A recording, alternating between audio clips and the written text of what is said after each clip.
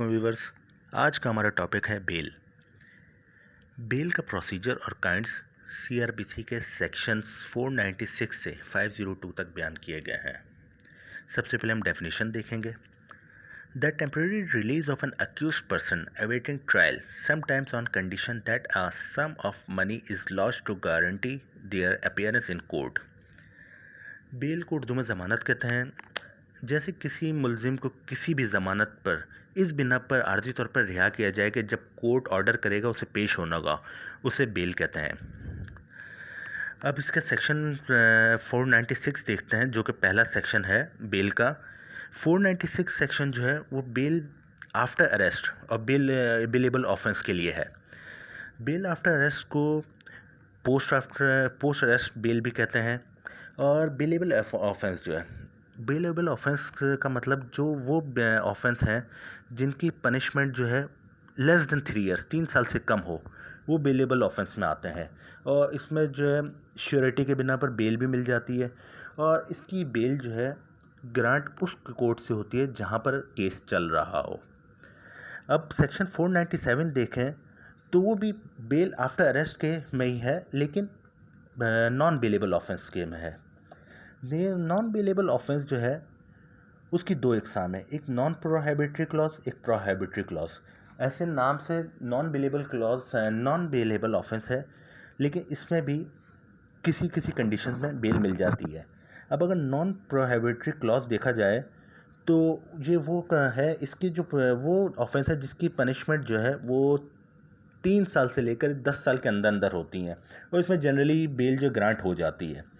लेकिन prohibitory clause जो है वो है जिसमें डेथ के पनिश हो या इम्प्रिजमेंट फॉर लाइफ हो या 10 साल या उससे ऊपर की कैद हो, तो वो प्रोहिबिटरी क्लॉज में आता है। इसमें भी कुछ केसेस में जो है वो बेल हो जाती है। जैसे अगर कोई बंदा जो है वो अंडर 16 है, या कोई वूमेन है, या कोई बीमार बंदा है, या फिर इनफर्म पर्सन ज़ईफ़ बंदा है, उसकी प्रोहिबिटरी क्लॉज में भी नॉन बेलेबल में भी उसकी जो है बेल हो जाती है। अब सेक्शन 498 जो है वो बेल बिफोर अरेस्ट है। बेल बिफोर अरेस्ट को जो है प्री अरेस्ट बेल भी कहते हैं। और बेल बिफोर अरेस्ट जो है वो सेशन कोर्ट में अप्लाई होती है। सेशन कोर्ट या उससे ऊपर के किसी कोर्ट में अप्लाई की जा सकती है।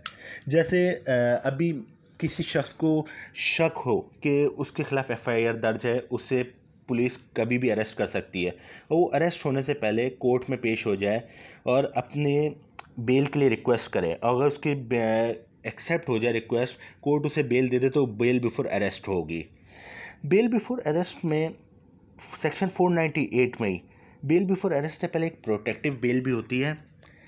प्रोटेक्टिव बेल में यह है कि अगर कोई शख्स जो है शहर से बाहर है और उससे पता चले कि उसके खिलाफ जो है एफआईआर दर्ज हो चुकी है, और जब वो वापस जाएगा तो उसके खिलाफ कार्रवाई या उसे अरेस्ट किया जा सकता है, और वो उसी शहर में, जिस शहर में है, वहाँ की हाई कोर्ट से रिज्यू करके अगर बेल के लिए अप्लाई करे तो उसे वहाँ से भी प्रोटेक्टिव बेल मिल सकती है। और प्रोटेक्टिव बेल के लिए हाई कोर्ट से ही रिज्यू किया जाता है। और इसके जो मुद्दत होती है 7 से 14 दिन होती है तकरीबन, ताकि वो शख्स जब अपने शहर जाए या तो उसे जो है पुलिस अरेस्ट ना करे और वो बेल बिफोर अरेस्ट के लिए अप्लाई कर सके। अब सेक्शन 498 का ए है, जैसे हमने बोला कि एफआईआर होती है तो उसके बाद जो है पुलिस अरेस्ट करती है और उस पर जो है बंदे को बेल लेनी पड़ती है। अब सेक्शन 498 में के जो ए है उसमें है no bail to be granted to a person not in custody in court और against whom no case is registered. अब किसी शख्स के खिलाफ अगर कोई एफआईआर ही नहीं है या कोई केस ही नहीं है या किसी पुलिस कस्टडी में नहीं है, तो बेल का हकदार ही नहीं है। जब तक कोई केस ही नहीं होगा, एफआईआर ही नहीं होगी, तो बेल का सवाल ही नहीं होता। अब सेक्शन 499, सेक्शन 499 है bond of accused and sureties.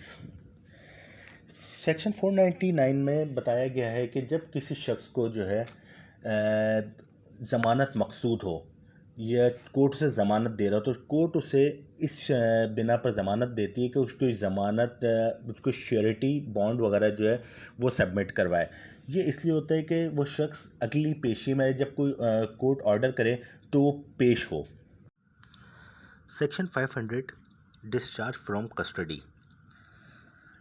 जब अक्यूज पर्सन को कोर्ट जो है श्योरिटी जमा करवाने का ऑर्डर देती है और वो पर्सन अक्यूज पर्सन जो है श्योरिटी जमा करवा दे, तो कोर्ट उस श्योरिटी की जांच पड़ताल करके उसके ज़मानत का हुक्म दे देती है। अगर वो शख्स जेल कस्टडी में हो तो कोर्ट जो है उसकी ज़मानत के ऑर्डर जो है वो जेल इंचार्ज को भिजवा कर उसे रिलीज़ करने का हुक्म देती है।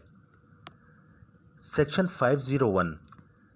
501 जो है power to order sufficient bail when the first taken is insufficient. अगर कोई शख्स गलती से या जानबूझकर धोखाधड़ी करके अगर गलत श्योरिटी जमा करवाता है तो कोर्ट उसके बेल के ऑर्डर भी कैंसिल कर सकती है और उसे दोबारा अरेस्ट भी करने का ऑर्डर दे सकती है। लेकिन उससे पहले कोर्ट जो है उससे पहले उसे सही श्योरिटी जमा करवाने का भी ऑर्डर देती है, और अगर वो सही श्योरिटी जमा करवाने के में नाकाम रहता है तो कोर्ट उसे जेल कस्टडी में भेज देता है। आखिरी सेक्शन है सेक्शन 502 डिस्चार्ज ऑफ श्योरिटीज़।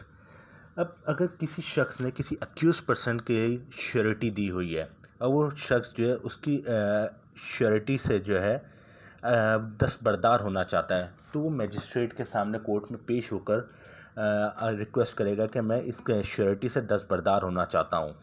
अगर अक्यूज पर्सन वहाँ मौजूद हुआ तो कोर्ट उसे ऑर्डर देगा कि आप दूसरी कोई श्योरिटी जमा करवाएं।